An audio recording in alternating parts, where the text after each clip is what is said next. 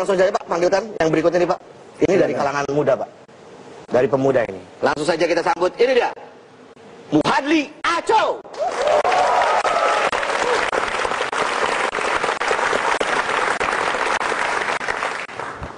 Ya, selamat sore semuanya. Audisi jadi pemimpin ya, dan gua dari Tanjung Priuk. Jadi kalau misalnya gua terpilih jadi pemimpin, visi pertama gua adalah ingin mengentaskan kekerasan yang ada di Tanjung Priuk. Karena di sana serem banget. Tanjung Priuk itu kalau misalnya lu keluar malam-malam, itu bisa jadi ada yang nempelin pisau di sini. Beneran. Makanya kalau gue jadi pemimpin, gue harus bikin kekerasan tuh menurun. Jadi kekerasan di sana udah agak menurun, nanti bukan di sini tempelin tapi di sini pisaunya. Turun ya. Ya. Turun bener. Tapi meskipun gue dari Tanjung Priuk, gue nggak akan meniru kemarin ya. Dia mau mengumumkan kabinet. Kalau misalnya gue sampai naik pengumuman kabinet di Tanjung Priuk, baru naik panggung, mungkin di belakang udah teriak, udah dangdut aja, dangdut, dangdut. Cita-cita tak. Orang Priuk itu nggak perlu dangdut kalau di sana. Itu kebutuhan primer mereka. Jadi sandang, pangan, dangdut kalau di sana. Dan yang pertama, gue akan menyorot masalah kemacetan transportasi ya. Itu kan banyak banget angkot ngetem. Sebetulnya yang bikin angkot ngetem itu karena dia masih kuat duduk lama-lama. Iya kan? Makanya dia ngetem. Meskipun ada polisi, ya dia maju. Abis itu dia berhenti lagi. Karena dia masih kuat duduk. Jadi kita harus bikin hukuman yang bikin dia nggak kuat duduk. Caranya apa? Kita suruh pakai balsem. Udah. Jadi polisi tuh nggak usah bawa pistol, nggak usah bawa pentungan, tinggal bawa balsem. Di dekat halte kalau dia mau berhenti, gitu kan? Udah.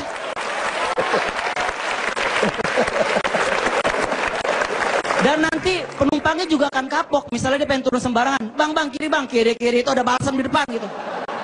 Ini aja belum sembuh gitu kan? Akhirnya dia nggak berhenti gitu. Itu yang pertama. Yang kedua, pasar tradisional. Kita tuh lagi bertarung dengan minimarket. Kita kalah pamor pasar tradisional. Kenapa coba orang sekarang malas ke pasar tradisional? Karena malas digodain preman. Ya kan? Lu pakai celana gemes dikit, disuit-suitin. Kemarin gue lihat di pasar tuh, orang ada yang pakai celana pendek, celana gemes, disuit-suit. Pas lihat, wah emak gua ternyata tuh. Emak ngapain pakai celana gemes? Itu rok gua lu pakai sini balikin. Oh ternyata dipakai anaknya gitu ya. Jadi kita harus bikin nyaman gitu.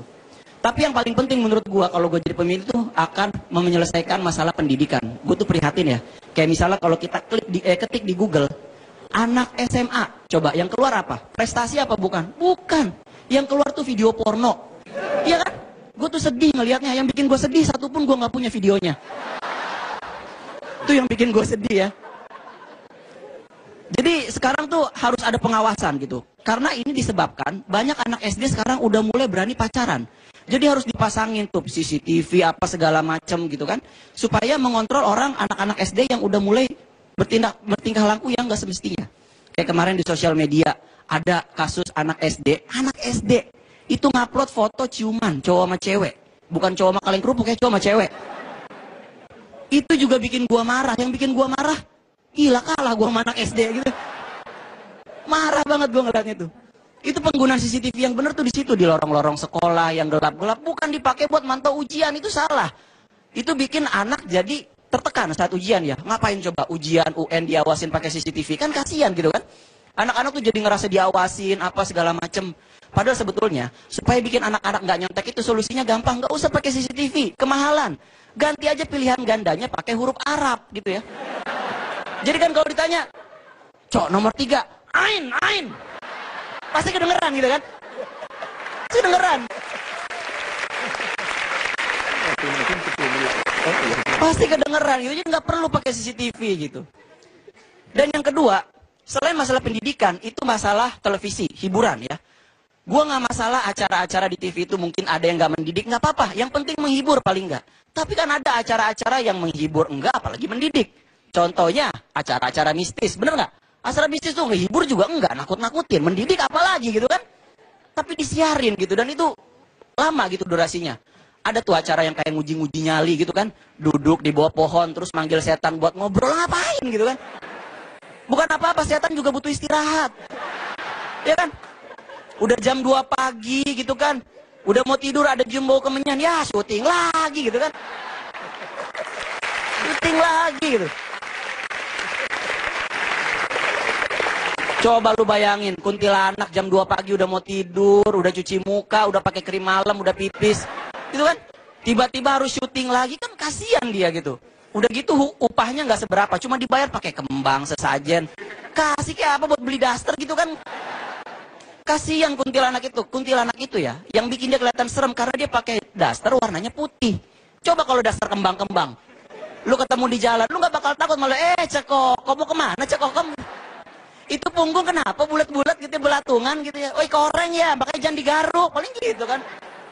Jadi kita nggak takut gitu. Ini masalah nyari solusi, dan menurut gua buat apa sih acara uji nyali? Nyali itu bukan dilihat dari apakah lu berani ngelihat setan atau ngelihat siluman. Yang namanya nyali adalah kalau lu jadi pejabat dan lu berani ngungkap dana siluman, itu baru nyali. Oke, terima kasih gua Aco. Oke, Muhadli Aco. Luar biasa Pak, dari kalangan muda Pak, konsennya ke pendidikan, ke acara-acara. Kayaknya langsung ini calon kepala Satpol PP. Woi. Bentar, Satpol PP Pak. Ya, baru meningkat jadi kepala dinas pendidikan. Oke. Lalu menjadi apa? Komisioner KPI. Masih protes. Saya banyak banget Pak. Nama juga karena masih muda, iya. jadi karirnya masih bertahap. Kalau langsung jadi gede dulu, terus kalau nggak nyampe kasihan jatuhnya gitu. Jadi Saya emang suka nggak nyampe, nggak bertahap. Makanya tadi aku nasihatin gitu, kalau mau cari cewek, tadi kan bilang iri sama anak gadis ciuman, anak kecil kasihan kan. Iya Pak. Jadi kalau mau cari cewek itu cari yang paling kaya, yang bapak emaknya udah tua, udah sebentar lagi lewat. Nggak paling cantik, paling pinter. Oh, iya. Kenapa? Supaya kalau dia nolak kamu, kamunya cari yang lebih rendah, nggak stres tuh. Kalau langsung cari yang jelek, miskin, nolak lu lagi, lu bingung. Iya benar. Oke Pak, terima kasih sarannya Pak. Yang lain nggak berlaku.